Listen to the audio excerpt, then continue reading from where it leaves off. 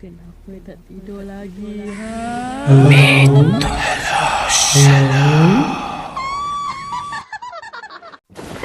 আজ তোমাদের যে গল্পটা শোনাব সেই ঘটনাটা ঘটে গেছে বহু বছর আগেই, প্রায় বছর 20। হঠাৎ একদিন চিঠি আসলো ছোটনের। সে আছে তার গ্রামের বাড়ি ভৈরবনগরে। সে আমাদের আমন্ত্রণ করলো তার গ্রামের আদি কালী পুজোর জন্য। ছোটন আমাদের সম্পর্ক ছিল বন্ধুত্বের, ছোটবেলাকার বন্ধু। আমরা সবাই একসাথেই স্কুলে পড়াশোনা করতাম। স্কুলের শিক্ষা যে যার মতো শেষ করে নিজের নিজের মতো কর্মজীবনে দক্ষ হয়ে চলে এলাম গ্রাম ছেড়ে। শুধু গ্রামে থেকে গেল ছোটনও গ্রাম ছেড়ে আসবে ভেবেছিল, কিন্তু আসতে পারেনি তার পরিবারের কারণে। বাড়ির একটাই ছেলে ছোটন। গ্রামে ওদের জমি জায়গাও কম ছিল না। জমি জায়গা দেখাশোনা করেই ওদের সংসার ভালো মতো চলে যেত। স্কুল ছাড়ার পর ছোটনের সাথে আর দেখাও হয়নি। আমরা বাকি বন্ধুরা চলে এসেছি কলকাতা। এখনকার হিসেবে কলকাতা থেকে ভৈরবনগর প্রায় 300 কিলোমিটার। ভৈরবনগরেই আমাদের শৈশব কেটেছে। ভৈরবনগরকে নিয়ে আমাদের অনেক স্মৃতি আছে। নদীর পাড়ে ছোট্ট একটি গ্রাম। নদীর ঘাটের পাড়ে মস্ত বড় একটি বট গাছ।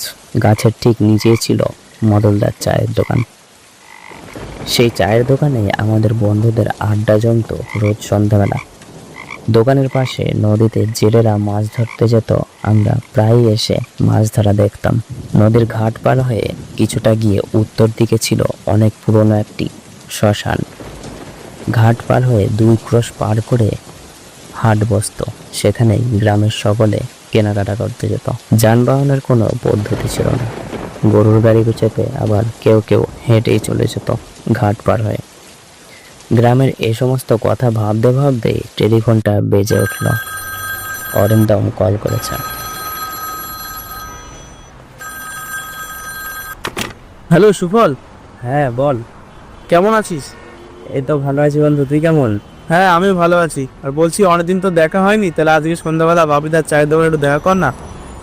হ্যাঁ দেখা করব, একটা দরকারি কথা ছিল, আমিও ফোন করতাম তোকে এখনই। কি কথা? সেটা এখন বলবো না, সন্ধ্যাবেলা বলবো। আর শোন, বলছি যে রাহুল, অভিজিৎ আর প্রশান্ত থেকেও ফোন করে বলেছিস তো দেখা করার কথা? ও ঠিক আছে, তাহলে বলে দেবো আমি। ঠিক আছে। ঠিক আছে, রাখছি তাহলে। আচ্ছা। অরিন্দম রীতিমতো সবাইকে জানিয়ে দিল সন্ধ্যাবেলা দেখা করার কথা। আমরা কি জানতাম সেই সন্ধ্যার আলোচনায় আমাদের কাল হয়ে দাঁড়াবে। সন্ধ্যাবেলা প্রশান্ত সবার আগে বাপিদার চায়ের দোকানে এসে পৌঁছালো।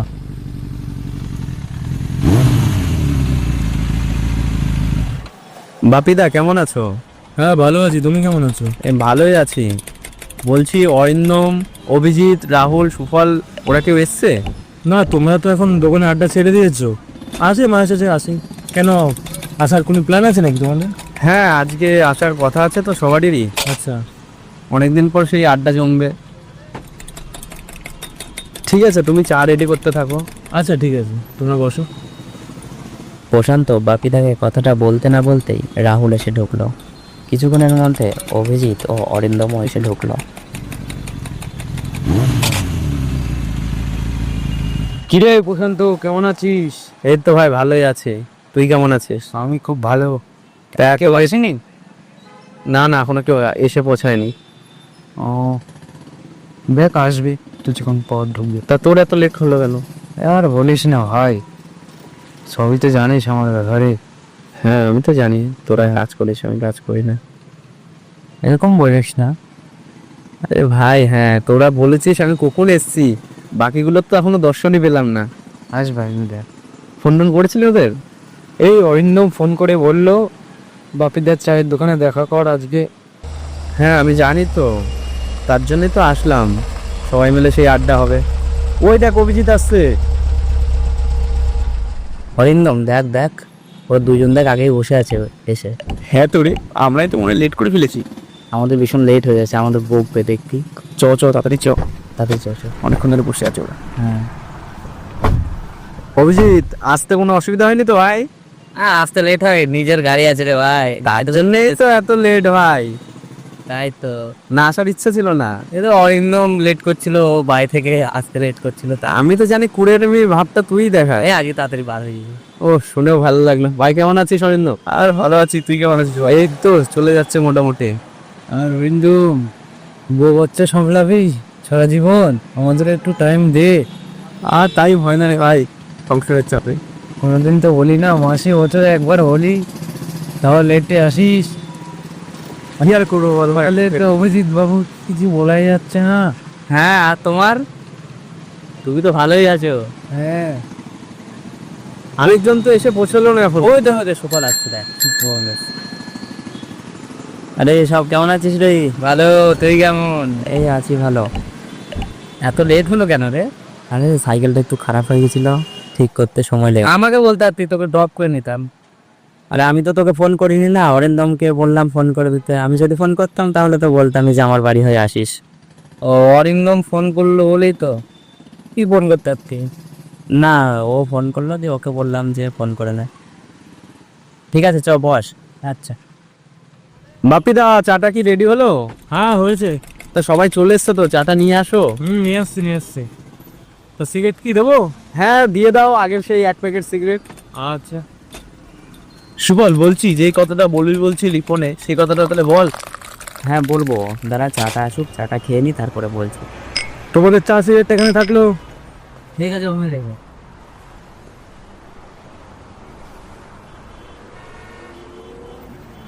সুবল বলছি, চাটা তো খাওয়া হয়ে গেল, তো যে কথাটা বলবি বলছিলি সেই কথাটা বল। কথাটা না শুনলে না কেরম কেরম লাগছে। হ্যাঁ, যার জন্য তোদের ফোন করে ডাকা হয়েছে। আজ দুপুরবেলা আমার কাছে একটা চিঠি এসছে, ছোট নেট। হ্যাঁ আমার কাছে তো এসছে ছোট নেটা চিঠি। হ্যাঁ আমার কাছে একটা চিঠি এসেছে। আমার কাছে তো এসছে চিঠি। হ্যাঁ আমার কাছেও চিঠি এসছে। চিঠিটা দেখলাম যে ছোটনের, তা দেখলাম গ্রামের বাড়িতে আদিকালে পুজো আছে, তাই আমাদের যাওয়ার জন্য বলেছে। তা তোরা কেউ যাবি? হ্যাঁ, যাওয়ার তো দরকার, না গেলে তো হবেও না। ছোটবেলাকার বন্ধু আমাদের, তার জন্য তো চিঠিটা পাঠিয়েছে বল। হ্যাঁ, অনেকদিন গ্রামে ঘুরেও যাওয়া হয়নি আর কোনোদিন, সে এসেছি, গেলে ভালোই হয়। তাহলে এই মাসে মায়াটা পেয়ে আমার সবাই মিলে বেরিয়ে পড়ি। হ্যাঁ, তা করলেও মন্দ হয় না।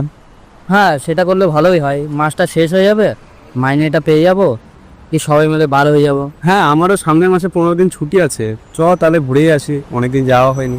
আর গ্রামের বাড়ি কতদিন যাইনি বলতো, আলাদাই একটা মজা আসবে বল, ফিলিংসই আলাদা লাগবে, সেই ছোটবেলায় গেছি। তাহলে ওই কথাই রইলো। হ্যাঁ তাহলে আমরা এই মাসের লাস্টে মাইনেটা পেয়ে সবাই মিলে যাচ্ছি আমাদের গ্রামের বাড়ি। ঠিক আছে। ঠিক আছে। চিঠির কথায় সমালোচনায় ঠিক হলো, এই মাসের বেতন পেলে আমরা যাচ্ছি আমাদের ভৈরবনগর। রীতিমতো বেতন পেলে সবাই নিজের নিজের মতো সব গুছিয়ে নিয়ে পরিবারের জন্য সমস্ত রকম ব্যবস্থা করে বেরিয়ে পড়লাম গ্রামের উদ্দেশ্যে। হ্যালো। হ্যাঁ বল। কিরে রেডি হলি? হ্যাঁ আমি রেডি হয়ে গেছি, আসছিস নাকি? হ্যাঁ গাড়ি বার করেছি তো, যাচ্ছি। আচ্ছা আয় তাহলে আমার বাড়ি হয়ে ওদের সবাইকে তুলে নিয়ে একসাথে বেরিয়ে পড়বো। ঠিক আছে। আচ্ছা আয়, হরেন মারবো, বার হয়ে যাবে। হ্যাঁ ঠিক আছে, আরেকবার ডাকিসও, হরেন তো অনেক গাড়িতেই মারে। আচ্ছা ঠিক আছে। আচ্ছা।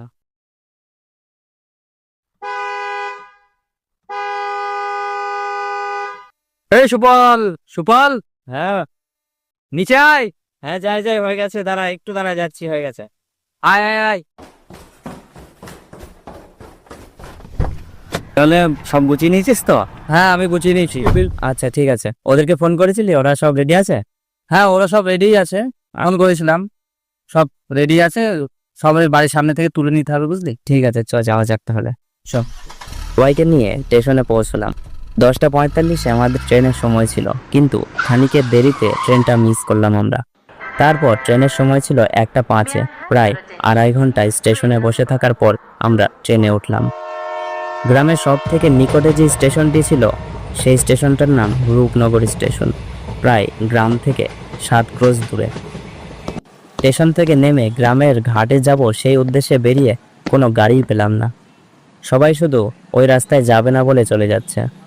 শেষমেশ একটা গরুর গাড়ি দূরে দেখতে পেলাম। গরুর গাড়িটা দেখে মনে হলো গাড়িটা যেন আমাদের জন্যই দাঁড়িয়ে। গরুর গাড়ির সামনে গিয়ে গাড়ির মালিককে খুঁজতে লাগলাম। এদিক ওদিক তাকিয়ে দেখলাম আশেপাশে কোথাও সে নেই।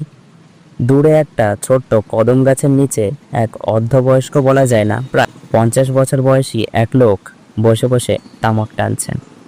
তার পাতলা শরীরে ধলধলে একটা গেঞ্জি এবং ধুতি, শুষ্ক শরীরে সে ভয়ঙ্কর টান দিচ্ছে তামাকে। রাহুল সেই লোকটাকে উদ্দেশ্য করে ডেকে উঠল, ও কাকা, কাকা। একবার টাকায় সে শুনতেও পেল না। আবার তীক্ষ্ণ স্বরে অরিন্দম ডেকে উঠল, ও কাকা, এই গরুর গাড়িটা কি তোমার? কি বলছেন? বলছি এই গরুর গাড়িটা কি তোমার? হ্যাঁ আমার। উঠে এসো, ভাড়ায় যাবে না? হ্যাঁ যাবো তো। ওই ভদ্রলোক উঠে এসে শান্ত স্বরে জিজ্ঞেস করলো, কোথায় যাবেন? এতক্ষণ যত গাড়িওয়ালাকেই ভৈরবনগরের কথা বলা হয়েছিল কেউ যেতে চায়নি, তাই সে যাবে কি যাবে না ভেবে অরিন্দম আস্তে করে বলল, ভৈরবনগর? ভৈরবনগর? ভৈরবনগরে তোমাদের কি দরকার? আমরা ওই গ্রামেরই ছেলে, আমাদের জমি জায়গা আছে গ্রামে, তার জন্য দেখার জন্যই যাচ্ছি, দয়া করে বারণ করবেন না। তোমরা বহু বছর আগে গ্রাম ছেড়ে চলে গেছো, তারপরে কি গ্রামের খোঁজ নিয়েছো? ওই গ্রামে তো কেউ থাকে না, আর ভয়ে কেউ ঘাট পাড়েও যেতেও চায় না। সেই ভদ্রলোক আমাদের ভৈরবনগরকে নিয়ে অনেক কিছুই বলতে লাগলো। ট্রেন থেকে নেমে থেকে গ্রামে যাওয়ার জন্য এত ঝামেলা দেখে রাহুল মাথা গরম করে বলল, দেখেন, আমরা অত কথা শুনতে চাই না, আপনি কি যাবেন? যত টাকা লাগবে আমরা দেব। টাকাটা বড় কথা না, তোমাদের ভালোর জন্যই বললাম। তোমরা যখন যেতেই চাইছো আমার কোনো আপত্তি নেই, আমি নিয়ে যাব। তবে একটা কথা বলবো, সাবধান। আমরা তার কথার কোনো গুরুত্ব না দিয়ে গরুর গাড়িতে চেপে বসলাম। কতদিন পর এই গরুর গাড়িতে উঠলাম সব বন্ধুরা। ছোটবেলায় এই গরুর গাড়ি চেপেই আমরা সব জায়গায় যেতাম। এতদিন পর আবার সেই গরুর গাড়ির মজা নিতে নিতে আমাদের যাত্রা শুরু হলো গ্রামের দিকে। গ্রামের ঘাটের কাছে পৌঁছতে পৌঁছতে সূর্য অস্ত গেছে, পাখিরা ঘরে ফিরছে, নদীর জল ছলমল করে নৃত্য করে বয়ে চলেছে নিজের ছন্দে। ঘাটের ঠিক পাড়ে এসে গরুর গাড়িটা থেমে গেল। আমরা নেমে গরুর গাড়ির ওই ভদ্রলোককে টাকা দিতে না দিতেই সে গরুর গাড়িটা ঘুরিয়ে নিয়ে ছুটে ফিরে গেল। ঘাট পার হয়েই আমাদের ভৈরবনগর গ্রাম, সেটা ভেবেই আমরা সবাই ভীষণ আনন্দিত। ঘাটের এদিক ওদিক দেখতে দেখতে দেখলাম এক মাঝি নৌকা নিয়ে আসছে আমাদের উদ্দেশ্যে। মাঝি এপারে আসতেই আমরা নৌকায় উঠে বসলাম। ছোট্ট নদী, পাড়ি দিতে সময় লাগলো না বেশি।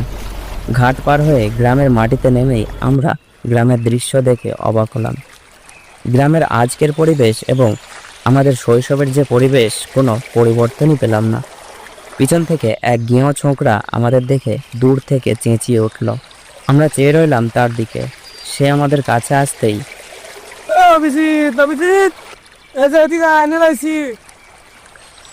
এই সুপল, দেখ আমাকে কে ডাকে। চিনতে পারছিস ওকে? চিনতে তো পারলাম না, দেখি কাছে তো আসছে, আসুক। হ্যাঁ, আমার নাম ধরে ডাকছে না বল? হ্যাঁ, তোর নাম ধরে ডাকছে, অবাক হলাম তো। আমাকে তো এখানে কেউ চিনেই না ভাই। হ্যাঁ, তোর নাম ধরে ডাকলো তো, তুই জিজ্ঞেস করিস। আচ্ছা ঠিক আছে, আসুক ও। কাছে আসুক, জিজ্ঞাসা করছি। তুমি আমার নাম জানলে কি করে? অভিজিৎ, আমরা চিনা পারলি না? আমি ছোটন। ছোটন?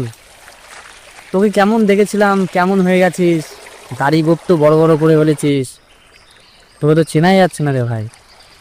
ভাই কইস না, কাজ কামের মধ্যে না টাইমই পাওয়া যায় না, জানো সেটা তোরা সবই। দিয়ে ছোটন, কেমন আছিস? কেমন তুই? এই তো ভালো আছি, তোরা কেমন আছিস? আছি, ভালো আছি। হ্যাঁ ভালো কথা, তুই জানলি কি করে যে আমরা আসবো? আরে আমি সিটি পার্টির সঙ্গে জানো না তোরা আসবো যে, আমার এটুকু তোকে উপর ভরসা আছে তো। তুই কি করে জানলে যে আজকেই যে আসবো আমরা? আমি জানি তো, আমি সিটি পাঠাইছি, কালকে আমার বাড়ি কালী পূজা, কালকে আমাকে পাড়ায় কালী পূজা, আজকে তোরা তো আসবি, আমি তো এটা জানি। আজকে তো জানো না। আমি যে ভুলে গেছিস হয়তো। আরে ছোটন, আমাকে চিনতে পারছিস? আরে তোদের সিনেমা পড়ম না, তুই তো আরেন তো, তুই তো ভালোই বড় হয়ে গেছে অবস্থা। তোর বউ অবস্থা কেমন আছে? ভালো আছে। আরে ছোটন, কেমন আছিস? এই তো ভাই ভালো আছি, তুই কেমন আছিস? আমি তো খুব ভালোই আছি ভাই, আর বলিস না, খুব ক্লান্ত হয়ে গেছি। তো সো যাই, বাড়ির দিকে যাই, একটু জিরে মিলে নিবি, জল খেয়ে জল বসে খাবি, সো বাড়ি দিস। সো বাড়িতে। হ্যাঁ চো। কিরে ছোটন, চিনতে পারলি? আর চিনতে তো পারছি, চিনতে আবার পারব না তো, এমনি কি আমি আইসি তোর কাছে? এখনো চলে তো? কি কথা করছিস, কি চলে মানে বুঝলাম না, ভালো করে কও। সেই জিনিস গেজা খাস তো? হ্যাঁ সে তো চলে, তোরা বাড়ির দিকে চ, একটু আরাম দারাম করে, একটু রেস্ট মেস্ট নিয়ে তারপরে সন্ধ্যাবেলা নিয়ে যাবো যা মাঝির কাছে, তখন তো কত বাক্কা। হ্যাঁ, অনেকদিন পর ইচ্ছাও করছে। আমরা তো ওইখানে গিয়ে আর কারোর সাথে দেখা সাক্ষাৎ তো হয় না, খাওয়া হয় না। আচ্ছা ঠিক আছে, তোকে আজ সন্ধ্যাবেলা খাওয়ানো। আর কই তোকে তো দেরি হলো কেন দিকে? আমি কখন থেকে ভয় দিচ্ছি ঘাটের পারে। আর বলিস না, প্রথমে ট্রেন মিস, তারপরে এই যে ঘাটের পাড়ে এসে গাড়ি পাচ্ছি না। কি করে আইলি তোরা? হেঁটে এটা নাকি? না না, অনেকক্ষণ পরে একটা গরুর গাড়ি দেখলাম, ওই কাকাকে বলে বলে তারপরে আসলো কাকা, তারপরে ঘাট পার হয়ে এই যে এখন নামলাম। ঘাট থেকে গ্রামের রাস্তায় উঠে গ্রাম দেখে আমরা অবাক হলাম। গ্রামের সাথে মিশে থাকা রাস্তার কোনো অস্তিত্বই নেই। মাটির ঘর, খেরের চাল, আজও কোনো পরিবর্তনই নেই। যতই গ্রামের ভিতরে ঢুকছি আমরা অবাক হচ্ছি। আমাদের গ্রামে আজও কোনো পরিবর্তন হয়নি। ঘর বাড়ি, গাছপালা, পাখির আওয়াজ, যত কিছু দেখে গেছিলাম সেই ছোটবেলায়, সেই গ্রাম আজও অক্ষত। কিরে ছোটন, আজও এই গ্রামের এই অবস্থা, কোনো পরিবর্তন নেই? এখন তো সব গ্রামেরই উন্নতি হচ্ছে। তোদের গ্রামে পঞ্চায়েতের কোনো অভিযোগ করিস না? আমাকে গ্রামে পঞ্চায়েতই নাই। কেমন কথা বলছিস তুই? নাই রে ভাই, এইসব কিছু নাই আমার গ্রাম। ঠিক আছে, আমি কলকাতা ফিরে গিয়ে এই গ্রামের কিছু একটা ব্যবস্থা করছি। তোকে কলকাতা ফিরতে দিলে তো তোরা অভিযোগ করবি। মানে ফিরতে দিবি না মানে? আরে কালী পূজার আগে তো ফিরবার দিন না, কালী পূজাটা পার কর, তারপর তোকে ফিরবার দিন। ও তাই? এই তো আইলি তোরা, একটু তোকে জাতনাতি করি, তারপরে তো তোকে ছাড়ো, নাহলে সারিয়া তো তাড়াতাড়ি। কতদিন তোমার দেখা হলো তোর হাতে, তোমার সেই ছোটবেলাকার বন্ধু, তোকে এত রাত তো বাড়ি যাবার দিন না। আর একটু যত্নাতি করু, দু চার দিনে থাকবি, তারপরে তোকে ফিরবার দিন। অবশেষে গ্রামের রাস্তা পার করে গিয়ে পৌঁছলাম ছোটনের বাড়ির উঠানে। বাড়িটা গ্রামের একেবারে শেষের দিকে। তার বাড়ির পর গ্রাম শেষ, মাঠ শুরু, ক্রোশ ক্রোশ পর্যন্ত আর কোনো গ্রামও নেই। বাড়ির ডান দিকে ফাঁকা কিছুটা জায়গা পড়ে আছে, সেখানে আছে চাষের সমস্ত জিনিসপত্র, যেমন নাঙল, গরুর গাড়ি, আরও অনেক কিছু। আর বাড়ির বাঁ দিকে কিছুটা জঙ্গল, তারপর গ্রামের অন্যান্য বাড়ি। ছোটনদের বাড়িটা অনেক পুরনো। এই গ্রামে সব থেকে বড় বাড়ি ওদেরই। জমি জায়গাও কম নেই ওদের মাঠে, তার জন্যই ছোটন শহরেও যায়নি। বাড়ির চৌকাঠ পার হয়ে ঘরে ঢুকবো, ঠিক সেই সময় কোথা থেকে একটা কালো মেশমেশে বিড়াল আমাদের সামনে দিয়ে চলে। আমাদের দিকে কি ভয়ঙ্করভাবে তাকিয়েছিল। লাল টকটকে চোখ, লোমে ভর্তি শরীর, আর আয়তনেও বিড়ালের তুলনায় বেশ বড়। বিড়ালটা দেখে রাহুল বলল, হে সুপাল, কি ভয়ঙ্কর বিড়াল রে ভাই। আরে ভাই তোরা ভয় পাস না, ওটা আমার বই বিড়াল, মিনি। জন্য মিনি, এদিকে আয় তো, আমার বন্ধুগুনার একটু পরিচয় করে দেয় তোকে। না না, এখন থাক, এখন একটু বিশ্রাম করি। মা, ও মা, ও বাবা, দেহ দেহ কারাইছে, দেহ বাইরে আসো, দেহ কারাইছে। কাকা কাকিমা ঘর থেকে বেরিয়ে এসে খানিকক্ষণ কথা বলল। তারপর আমরা বিশ্রাম করার জন্য আমাদের দেখিয়ে দেওয়া ঘরে দোতলায় গিয়ে ঢুকলাম। তাহলে তোরা একটু আরাম কর, আর যদি কিছু লাগে তোকে তাহলে রামড়ে থুয়ে গেলাম, রামড়ে গোস, রামো কাকা এগুলো যদি কিছু লাগে তুমি আগে দিও, ঠিক আছে? তোরা তাহলে আরাম কর, আমি একটু কাজ আছে, আমার কাজটা সেরে ধরছি। ঠিক আছে বাবু, আগিয়ে দেবো। ছোটন চলে গেল রামুকে রেখে। রামুর গায়ের রং শ্যামলা, মুখে ছোট ছোট দাড়ি, মাথা ভর্তি চুল, রোগা ঠ্যাং ঠ্যাঙে শরীর, আর গায়ে পড়ে আছে একটা পুরনো জামা আর লুঙ্গি। আর সব থেকে দৃষ্টিকাড়া অঙ্গ ছিল তার চোখ দুটো, হালকা লালচে। অনেকক্ষণ পর পর যেন তার চোখের পলক পড়ছে, আর সে যেন একভাবে একদিকেই তাকিয়ে আছে। কিছুক্ষণ বিশ্রাম করার পর অরিন্দম বলে উঠল, বলছি রামু কাকা, সোহনকে একটু দেখে দাও না, এতদিন পরে গ্রামে আসলাম, একটু সন্ধ্যার অনুভূতিটা নিতাম। ঠিক আছে বাবু, ডেকে দিই। আপনি বসুন, ডেকে দিচ্ছি। কিছুক্ষণের মধ্যেই ছোটন আমাদের কাছে এসে পৌঁছালো। আমরা গ্রামে ঘুরতে যাব বলে ওকে বললাম, ছোটন, সব ঘুরে আসি। হ্যাঁ চ, একটু ঘাটের পাড় থেকে ঘুরে আসি। হ্যাঁ হ্যাঁ, জামু জামু, তখন তো চায়ের দোকানে যাবো তোকে, আর মাঝির কাছে গিয়ে একটু তামাক সেবন করাবো। তোরা রেডি হয়ে না, আমি রামুরে কই এরিকেনটা বের করবার নিকে, বাইরে অন্ধকার আছে তো, তোরা আবার কিছু দেখা পারবি না। সেই বলে ছোটন বেরিয়ে গেল লণ্ঠনের ব্যবস্থা করতে। আমরাও বেরিয়ে দাঁড়ালাম বারান্দার সামনে। বাইরের দিকে তাকিয়ে দেখলাম সত্যি বাইরে ভীষণ অন্ধকার। ঝিঝি পোকার দলেরা অজস্র শব্দ করছে। বাড়ির সামনে গাছে পেঁচা বসে বসে নিজের মতো ডেকে চলেছে।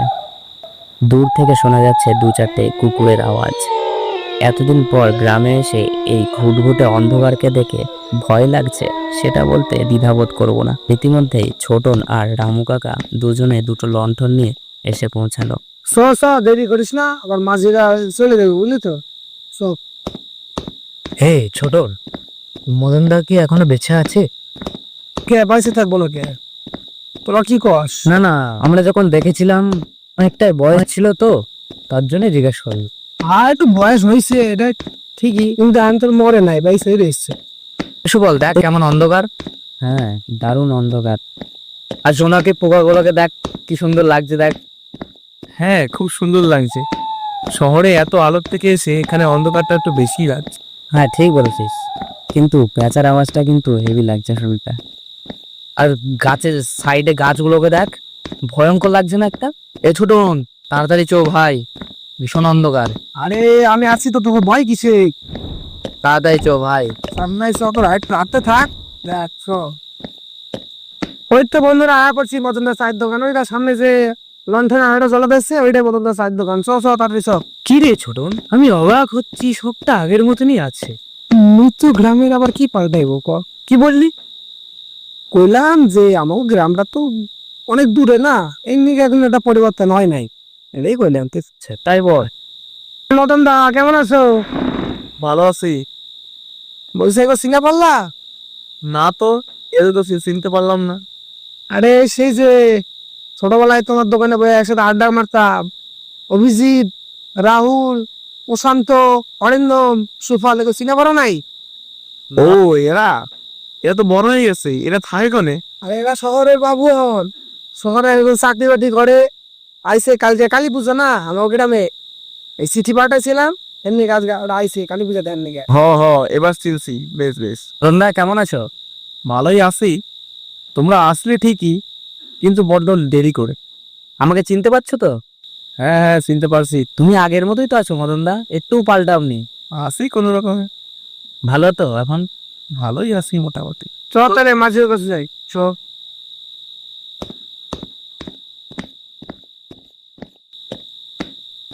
মাঝি ভাই কোনে তুমি? আমি আছি আসো এটি আসো।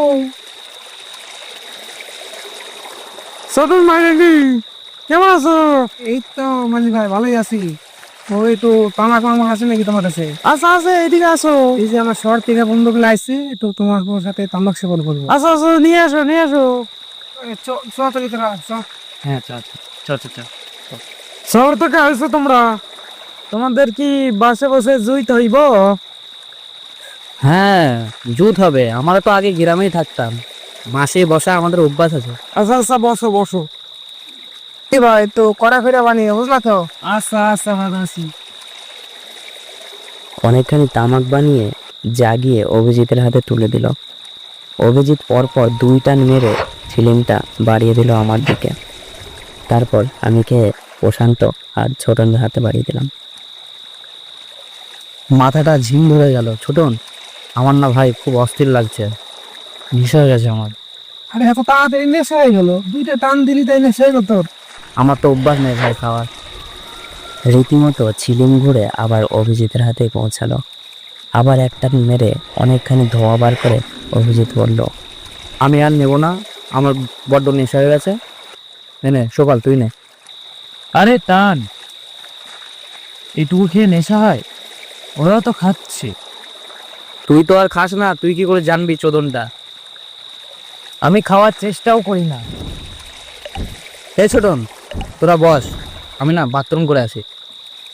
কোন দিকটা যাই বলতো, একটু দেখিয়ে দে না। মানে ফাঁকা জায়গাটায় যা, রামরে নিয়ে যা সাথে, তাহলে ভয় পাবি। না রামুকে দরকার নেই, আমি একাই যাবো। আচ্ছা ঠিক আছে, যা তাহলে। অভিজিৎ রামুগাকে না নিয়ে একাই চলে গেল। ততক্ষণে আমরা ছিলিমে টান মারছিলাম। হঠাৎই ভয় পেয়ে অভিজিৎ আমাদের কাছে এসে বলতে লাগলো, আমি কিছুটা গিয়ে ওইখানে একটা নোংরা ছিল, ওই নোংরা জায়গায় বাথরুম করছিলাম। হঠাৎ একটা শীতল বাতাস আমার কানের পাশ দিয়ে ধেয়ে চলে গেল। আমি তারপর কি সব আর্তনাদ শুনতে পেলাম। মনে হলো অনেকগুলো মানুষ কান্না করছে, কেউ জল চাইছে, কেউ বাঁচতে চাইছে। কি অদ্ভুত সব শব্দ শুনতে পেলাম, আমার খুব ভয় পাচ্ছে। কইলাম রামরে নিয়ে যা, তুই তো কথা শুনলি না। বাদ দে, নেশা হয়ে গেছে, ভুলভাল বলছে। অভিজিৎ, তুই আর খাস না? হ্যাঁ অভিজিৎ, তোকে আর খেতে হয় না। তুই তো অনেকক্ষণ থেকে বলছিস নেশা হয়ে গেছে, তুই বস ওখানে। আমার নেশা হয়েছে ঠিকই, কিন্তু বিশ্বাস কর, আমি নেশার কারণে এই কথাগুলো বলিনি তোদের। সত্যি ভাই, আমি আজও কিছু শুনেছি। ও সৌরবাবু, এনে এসে বসো। নেশার ঘরে তুমি ভুল শুনছ, এনে এসে বসো। অভিজিৎ বেশি কথা না বাড়িয়ে চুপ করে প্রশান্তর পিছনে এসে বসলো। আমরা জানতাম না ওর সাথে কি হয়েছে, কিন্তু ও ভয় পেয়েছে ভীষণ, সেটা বুঝলাম। চুপ করে বসে অভিজিৎ ওই দিকেই তাকিয়েছিল। অভিজিতের এই অবস্থা দেখে আমরা আর বেশিক্ষণ সেখানে বসলাম না। মাত্র 3-4 টানে এত নেশা হবে ভাবিনি। দারুণ লাগছে কিন্তু অভিজিৎ, এই পরিবেশ, ঘুটঘুটে অন্ধকার, নদীর জলের আওয়াজ ভীষণ সুন্দর লাগছে। এতদিন পর নেশা করে আর বাড়ি যেতে মন চাইছে না, মনে হচ্ছে এখানেই শুয়ে থাকি। না না, রাত অনেক হলো, বাড়ির দিকে চ। অভিজিৎকে দেখ, অভিজিতের আর ভালো লাগছে না। অভিজিৎ, অভিজিৎ, হ্যাঁ বল। এভাবে বসে থাকিস না, চ বাড়ি চ। আমার কেমন যেন লাগছে, আমার ভালো লাগছে না। তো বাড়ির দিকে চো। তাহলে বহ, যাই বাড়ির দিকে। হ্যাঁ যাও, কাল দেখা হইব পুজোর ওখানে। ঠিক আছে। আচ্ছা। সবাই নিজের নিজের মতো উঠে বাড়ির দিকে যেতে লাগলাম। অভিজিৎ তখনও এদিক ওদিক তাকাতে তাকাতে যাচ্ছে আর কারোর সাথে কথা বলছে না। হয়তো আমরা কি ওর কথা বিশ্বাস করছি না বলেই ও আর কিছুই বলছে না। দেখতে দেখতে ছোটনের বাড়ি গিয়ে পৌঁছলাম। বাড়িতে ঢুকেই দেখলাম আমাদের খাবারের ব্যবস্থা হয়ে গেছে। বেশি দেরি না করে হাত পা ধুয়ে আমরা খেতে বসলাম। খাওয়া দাওয়া সেরে দোতলায় ঘরে গিয়ে ঢুকলাম। ছোটনের তখনও খাওয়া হয়নি, ও আগাগোড়ায় খেতে লেট করে। আমি ওকে বলে আসলাম, তুই খেয়ে নে, আমরা ওপরে যাই। হ্যাঁ, তোর উপরের দিকে যা, আমি খাওয়া দাওয়া যা ধরছি।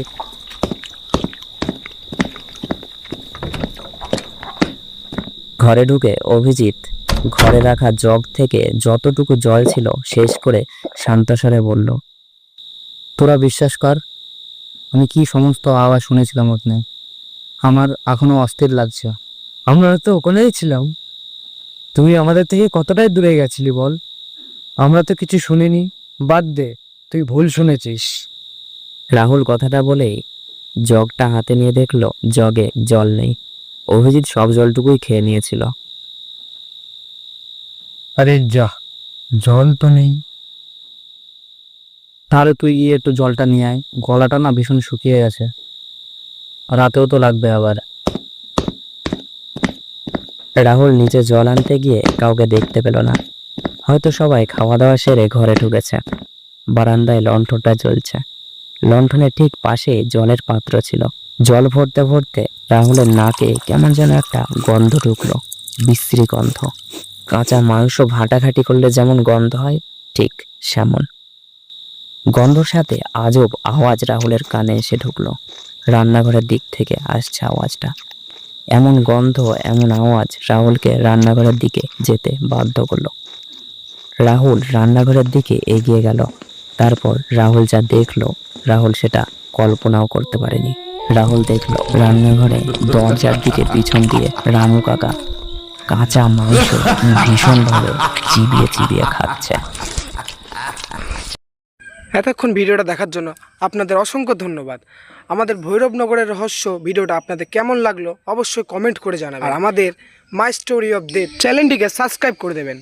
এবং আমাদের ভৈরবনগরের পার্ট 2 খুব শীঘ্রই আসতে চলেছে।